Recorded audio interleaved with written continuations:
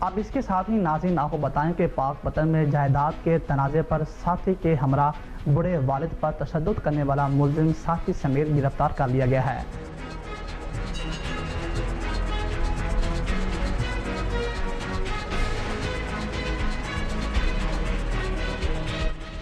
تھانہ فرید نگر کے علاقے گلشن کالونی میں بدبخت اور نافرمان بیٹے فہد رسول نے اپنے ساتھی طیب کے ہمراہ جائیداد نام نہ لگوانے پر اپنے بڑے حقیقی والد غلام رسول کو تشدد کا نشانہ بنایا اور قتل کر کے لاش نہر میں پھینکنے کی دھمکیاں بھی دیں۔ ویڈیو وائرل ہونے پر افسوسناک واقعے کا نوٹس لیتے ہوئے ڈی پی او پاک پتن طارق ولایت نے تھانہ فرید نگر پولیس کو فوری طور پر ملوث ملزمان کی گرفتاری کا حکم دیا اور تشدد کے شکار غلام رسول کی مدیت میں مقدمہ درج کر لیا گیا ہے، جبکہ ڈی پی او خود غلام رسول سے ملنے ان کے گھر پہنچ گئے۔